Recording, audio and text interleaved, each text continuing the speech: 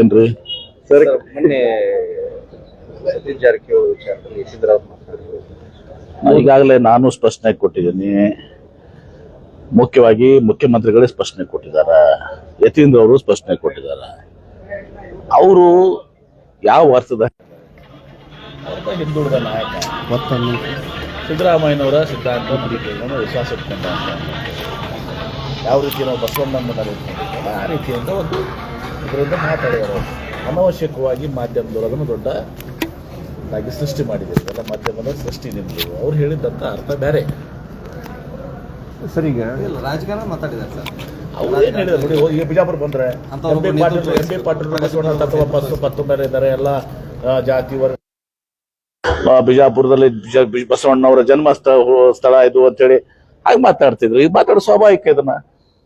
Sir ಈಗ ಹಿಂದೂ ಸಮಾಜವನ್ನು ಹೊಡೆಯೋದ್ರಲ್ಲಿ ಅಗ್ರಸ್ಥಾನದಲ್ಲಿ M B Patil ಇದ್ದಾರೆ ಅಂತ ಹೇಳಿ ಈಶ್ವರಪ್ಪ ಯಾರು ಈಶ್ವರಪ್ಪ ಹೌದಾ? ಈಶ್ವರಪ್ಪ ಮೊದಲು ಅವ್ರು ಬಿಜೆಪಿ ಹೊರಗೆ ಹಾಕ್ಯಾರಲ್ಲ, ಅವ್ರನ್ನ ಯಾಕೆ ಹೊರಗೆ ಹಾಕ್ಯಾರ? ಲಘುವಾಗಿ ಮಾತಾಡ್ತಾರ ಹಾಕಿದಾರ. No comments. RSS ಬ್ಯಾನ್ ಅಂತಕ್ಕಂಥ ವಿಚಾರ, RSS ಏನು ಬ್ಯಾನ್ ಅಂತಕ್ಕಂಥ ವಿಚಾರ, ಅದಕ್ಕೆ ಕಡಿವಾಣ ಹಾಕ್ಬೇಕು ಅನ್ನೋ ವಿಚಾರಗಳು. ಯಾವುದು RSS ಗೆ ಬ್ಯಾನ್ ಮಾಡ್ಬೇಕು, ಯಾರು ಹಾಕ್ಬೇಕು ಅಂತ ನೋಡಿ. ಸರ್ಕಾರ ನೋಡಿ, ಸುಮ್ನೆ ಹೇಳ್ತೀನಿ, ಸರ್ಕಾರ ಮಾಡಿದಂತ ಹಳೆ ಕಾನೂನು ಏನಿದ್ದಾವೆ ಈಗಾಗಲೇ ಯಾವುದೇ ಕಾರ್ಯಕ್ರಮದಲ್ಲಿ, ಅದು ಬಸವಣ್ಣವರ ಕಾರ್ಯಕ್ರಮ ಇರ್ಬೋದು, ಅಂಬೇಡ್ಕರ್ ಇರ್ಬೋದು, ಧಾರ್ಮಿಕ ಇರ್ಬೋದು, ಸ್ಪೋರ್ಟ್ಸ್ ಇರ್ಬೋದು, ಯಾವುದೇ ಕಾರ್ಯಕ್ರಮ ಇರ್ಬೋದು, ಅದಕ್ಕೆ ಪರವಾನಗಿ ತಗೋಬೇಕು ಅನ್ನೋದು ಕಾನೂನು ಇದೆ. ಪರವಾನಗಿ ತಗೊಳ್ಳಲು ಮಾಡಕ್ ಸಾಧ್ಯ. ಅದಕ್ಕೆ ರೂಲ್ಸ್ ಫ್ರೇಮ್ ಮಾಡ್ರಿ. ಸರಿಯಾಗಿ ಇಂಪ್ಲಿಮೆಂಟ್ ಆಗ್ತಾ ಇಲ್ಲ. ಬಹಳ ಜನ ಪರ್ಮಿಷನ್ ತಗೋತಾ ಇಲ್ಲ, ಬರೀ ಒಂದು ಅರ್ಜಿ ಕೊಟ್ಟು ಹೋಗ್ತಾರೆ. ಇದು RSS ಸಲುವಾಗಿ ಅಲ್ಲ, ಎಲ್ಲರಿಗೂ ಅನ್ವಯ ಆಗ್ತದೆ. ಈಗ ಮಾಧ್ಯಮದವ್ರು ನೀವು ಒಂದೇನೋ ಕಾನ್ಫರೆನ್ಸ್ ಮಾಡ್ಬೇಕಂದ್ರೆ ನಿಮ್ಗೂ ಅನ್ವಯ ಆಗ್ತದೆ. ಯಾರು ಪರ್ಮಿಷನ್ ಅಷ್ಟೇ. ಅದು RSS ಎಲ್ಲಿ ಬಂತಾರೆ ಇದ್ರಾಗ? ಸುಮ್ಮನೆ ಇವರೇ RSS ಏನು? RSS ಒಂದೇ ಸಂಘಟನೆ ಎಷ್ಟು ದೇಶ ಇರೋದು? ಹಂಗೆ ಇರ್ತಾರೆ. ಯಾವುದೇ ಸಂಘಟನೆ ದಲಿತ ಸಂಘಟನೆ ಮಾಡಿದ್ರು ಅಷ್ಟೇ ಅದ, ಲಿಂಗಾಯತ ಸಂಘಟನೆ ಮಾಡಿದ್ರು ಅಷ್ಟೇ ಅದ, ಯಾರು ಮಾಡಿದ್ರು ಅಷ್ಟೇ. ಮಾಧ್ಯಮದವ್ರು ನೀವು ನಿಮ್ಮ ಸಂಘಟನೆ ಮಾಡಿದ್ರು ನಿಮಗೂ ಅದ. ಪ್ರಿಯಾಂಕಾ ಖರ್ಗೆ ಪ್ರಸ್ತಾವನೆ ಇಟ್ಟಿದ್ದೆ ಅದನ್ನ ಸರ್ ಸಿಎಂ ಹತ್ರ RSS ಬ್ಯಾನ್ ಮಾಡ್ಬೇಕು ಪತ್ರ ಬರ್ದಿರ್ಬೋದು ಕೆಲವೊಂದು ಕಾಲ. ಯಾಕಂದ್ರೆ ಅದು ಏನಾಗಿದೆ, RSS ಪ್ರಿಯಾಂಕಾ ಖರ್ಗೆ ಅವ್ರದ್ದು ಒಂದು ವಾದ ಇದೆ ಮತ್ತು ಸತ್ಯನೂ ಕೂಡ ಇದೆ. ರಿಜಿಸ್ಟರ್ಡ್ ಆಗ್ಲಂತ ಸಂಘ, ಅದು ರಿಜಿಸ್ಟ್ರೇಷನ್ ಕೂಡ ಮಾಡಿಲ್ಲ. ಮತ್ತೆ ಇವತ್ತು ದೊಡ್ಡ ದೊಡ್ಡ ಪ್ಯಾಲೇಸ್ ಕಟ್ಟಿದ್ದಾರೆ, ರಿಜಿಸ್ಟ್ರೇಷನ್ ಆಗ್ಲಾರ್ದ ಸಂಘ. ಅದೇ ಕಾಂಗ್ರೆಸ್ ಅವ್ರು ಮಾಡಿದ್ರೆ ರಿಜಿಸ್ಟ್ರೇಷನ್ ಆಗಲ್ಲ ಸಂಘ. ಇಂತಷ್ಟೆಲ್ಲ ಪ್ರಾಪರ್ಟೀಸು, ದೊಡ್ಡ ದೊಡ್ಡ ಬಂಗ್ಲೆಗಳು, ಆಫೀಸು, 2,000 ಕೋಟಿ ರೂಪಾಯಿ, 200 ಹಿಂಗೆಲ್ಲ ಆಗಿದಾವೆ. ಭೂಕಂಪಗಳಾದವು, ಸುನಾಮಿಗಳಾದವು, ಅಲ್ಲೆಲ್ಲ ರಕ್ಷಣೆಗೆ ಹೋದ್ರು, ಅಲ್ಲೆಲ್ಲ ಕೆಲಸ ಮಾಡಿದ್ರು. ಅವಾಗಿದ್ರು ಇವರು ಎಲ್ಲರೂ ಮಾಡಿರ್ತಾರೆ, ರೆಡ್ ಕ್ರಾಸ್ನವ್ರು ಮಾಡಿರ್ತಾರೆ, ಎಲ್ಲರೂ ಮಾಡಿರ್ತಾರೆ. ಸ್ವಾತಂತ್ರ್ಯ ಹೋರಾಟಕ್ಕೆ ಯಾಕೆ ಭಾಗವಹಿಸ್ಲಿಲ್ಲ ಅವರು?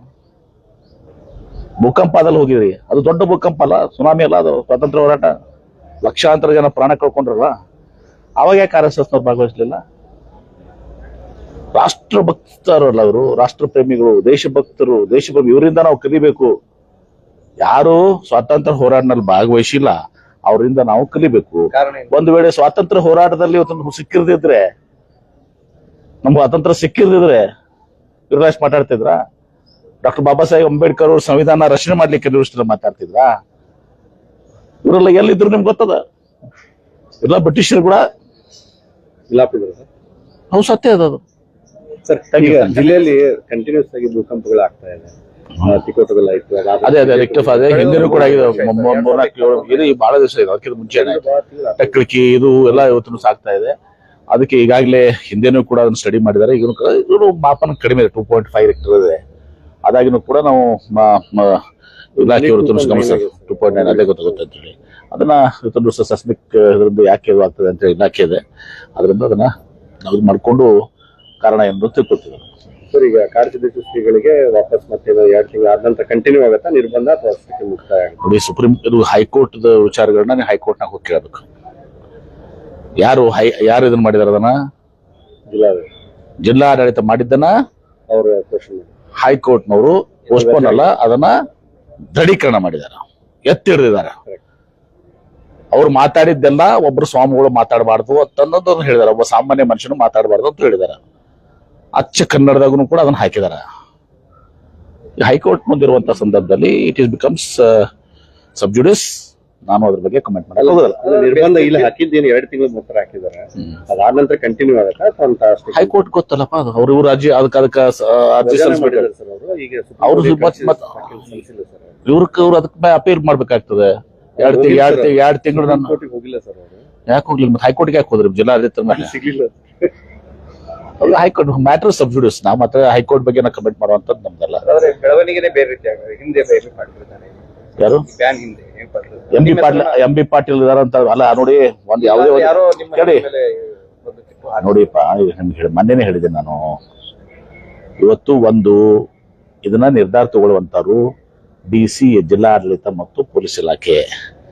ಅವರು ಪರಿಸ್ಥಿತಿ ಮೇಲೆ, ಸಿಚುವೇಶನ್ ಮೇಲೆ, ಇಂಟೆಲಿಜೆನ್ಸ್ ರೂಲ್ಸ್ ಮೇಲೆ ಎಲ್ಲವನ್ನ ನೋಡಿ ಇವತ್ತು ಶಾಂತಿ ಕದಡ್ತದೆ, ಇದೆಲ್ಲವನ್ನ ನೋಡ್ಕೊಂಡು ಇಷ್ಟೆಲ್ಲ ಮಾತಾಡ್ತೀರಿ ನೀವು. ಯಾಕೆ ಕನ್ನೇರ ಸ್ವಾಮಿಗಳು ಆ ಶಬ್ದ ಪ್ರಯೋಗ ಮಾಡಿದ್ರೆ ಟೀಕೆ ಮಾಡಕ್ಕೆ ಯಾರಿಗೂ ನಿಮ್ಗೆ ಸಾಧ್ಯ ಇಲ್ಲ.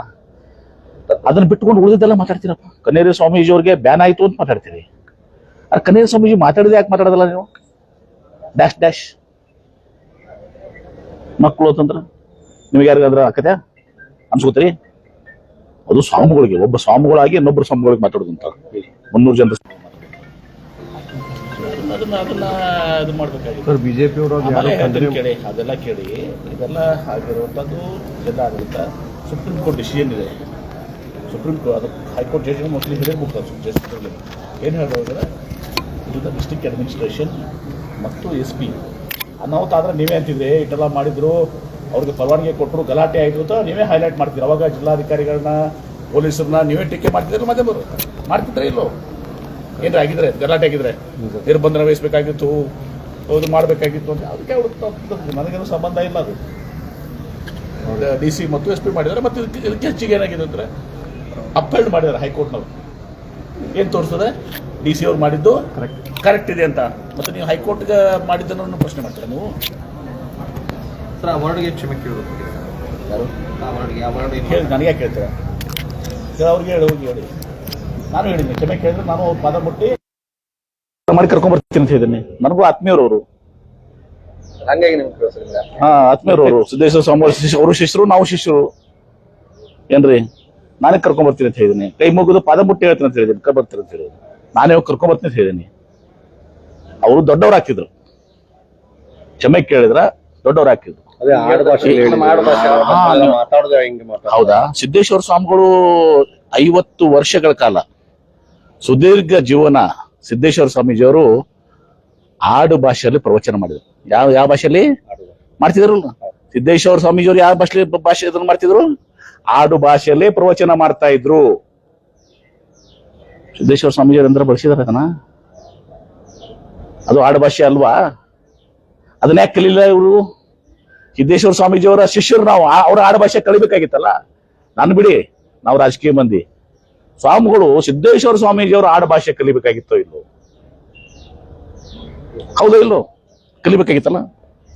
ಆಡು ಭಾಷೆ ಸಿದ್ದೇಶ್ವರ ಸ್ವಾಮೀಜಿಯವರು 50 ವರ್ಷಗಳ ಕಾಲ ನಿರಂತರವಾಗಿ ಆಡು ಭಾಷೆಯಲ್ಲಿ ಪ್ರವಚನ ಮಾಡಿದ್ರು.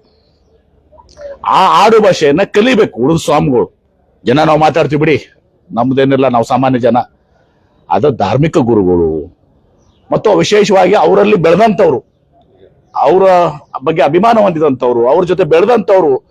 ಸಿದ್ದೇಶ್ವರ ಸ್ವಾಮೀಜಿಯವರು ಆಡು ಭಾಷೆ ಕಲಿಲ್ವಾ ನೀವು? ಮತ್ತೆ ಕಲ್ತ್ರಿ ಏನಂದ್ರೆ? ಹಂಗಾದ್ರೆ ಸಿದ್ದೇಶ್ವರ ಸ್ವಾಮೀಜಿಯವ್ರ ಹೆಸರು ತಗೊಳಕ್ಕೆ ನೀವು ಸೂಕ್ತ ಅಲ್ಲ. ಅವ್ರ ಆಡು ಭಾಷೆಯನ್ನು ಕಲಿದಿದ್ರ. ಮತ್ತಿಷ್ಟೆಲ್ಲ ಹೇಳ್ತಾರ. ಸಿದ್ದೇಶ್ವರ ಸ್ವಾಮೀಜಿಯವರು ಹೇಳಿದಾರ. ಏನ್ ಹೇಳಿದ್ದಾರೆ? ಅವರ ಒಂದು ದೇಶದ ಒಂದು ಬುಕ್ ಬರೆದಿದ್ದಾರೆ ಅವ್ರು. ಏನ್ರಿ ಸಿದ್ದೇಶ್ವರ ಸ್ವಾಮಿಗಳು ಏನ್ ಬುಕ್ ಬರೆದಿದ್ದಾರೆ ಅಂದ್ರೆ, ಜಾಗತಿಕ ಧರ್ಮಗಳು, ಅವತರ ಸಾರಗಳು, ಸೂತ್ರಗಳು, ಧಾರ್ಮಿಕ ಜಾಗತಿಕ ಧರ್ಮಗಳು, ಅವತರ ದೇಶಗಳು ಏನೋ ಬರೆದಿದ್ದಾರೆ. ಮೊನ್ನೆ ನೋಡಿದ್ರೆ ನನಗೆ ಯಾರು ಕಳಿಸಿದ್ರ, ಬುಕ್ಕನೇ ಕಳಿಸಿದ್ರು ನನಗೆ, ಸಾರಾಂಶಗಳು. ಆ ಜಾಗತಿಕ ಧರ್ಮಗಳ ಸ್ಥಾನದಲ್ಲಿ ಲಿಂಗಾಯತರಿಗೂ ಕೊಟ್ಟಿದ್ದಾರೆ ಅವರು. ಲಿಂಗಾಯತ ಧರ್ಮಕ್ಕೂ ಕೂಡ ಜಾಗತಿಕ ಧರ್ಮ ಅಂತ ಹೇಳಿ ಸಿದ್ದೇಶ್ವರ ಸ್ವಾಮೀಜಿಯವರು ತಮ್ಮ ಪುಸ್ತಕೆಯಲ್ಲಿ ತಾವೇ ರಚಿಸಿದಂತ ಪುಸ್ತಕದಲ್ಲಿ ಹಾಕಿದ್ದಾರೆ. ಏನಂತ? ಲಿಂಗಾಯತ ಒಂದು ಜಾಗತಿಕ ಧರ್ಮ. ಅದರ ಸಾರಾಂಶ ಏನು? ಇತರ ಧರ್ಮಗಳ ಬಗ್ಗೆನೂ ಬರ್ತಿದ್ದಾರೆ, ಇತರ ಜಾಗತಿಕ ಧರ್ಮಗಳ ಬಗ್ಗೆ. ಆದ್ರೆ ಸಿದ್ದೇಶ್ವರ ಸ್ವಾಮೀಜಿಯವರು ರಿಕಗ್ನೈಸ್ ಮಾಡಿದಾರ ಲಿಂಗಾಯತ ಒಂದು ಜಾಗತಿಕ ಧರ್ಮ ಅಂತ ಹೇಳಿದ್ದಲ್ವ, ಜಾಗತಿಕ ಧರ್ಮದಲ್ಲಿ ಒಂದು ಅಂತ ಹೇಳಿ. ಅದರ ದೇಶಗಳೇನು, ಸಾರಾಂಶಗಳೇನು ಅಂತ ಹೇಳಿ ಶೇರ್ ಮಾಡ್ತೀನಿ, ಕಳಿಸ್ತೀನಿ ನಿಮ್ಗೆ ಅದನ್ನ, ಕಳಿಸ್ತೀನಿ ಅದನ್ನ ಬುಕ್, ಬೇಕಾದ್ರೆ ಒಂದು ಬುಕ್ಕನ್ನೇ ಕಳಿಸ್ತೀನಿ ನಿಮ್ಗೆ ಎಲ್ಲರಿಗೂ. ಮತ್ತು ಸಿದ್ದೇಶ್ವರ ಸ್ವಾಮೀಜಿಯವರು ಅವ್ರಿಗೂ ಬೈತೀರಾ ಆಡ್ ಭಾಷೆದಾಗ? ಸಿದ್ದೇಶ್ವರ ಸ್ವಾಮೀಜಿಯವ್ರಿಗೂ ಆಡ್ ಭಾಷೆ ಬೈತೀರಾ? ಕಾರ್ಯಕ್ರಮ ಆಯ್ತು ಅಲ್ಲಿ ಗುಡಿಗಳಿಗೆ ಅದು ಮಾಡಿದ್ದನ್ನು ಯಾರು ಅದನ್ನ ಇದು ಮಾಡ್ತಾ ಇಲ್ಲ.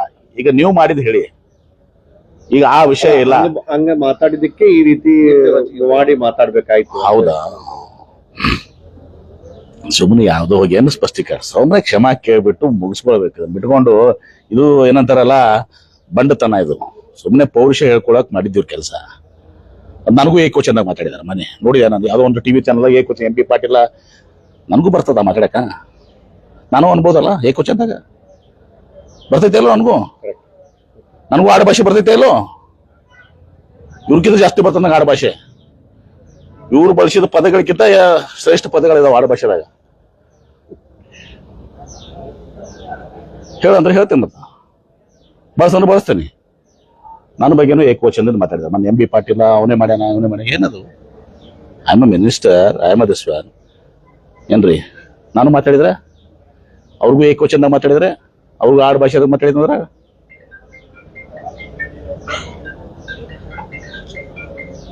Yes, thank you.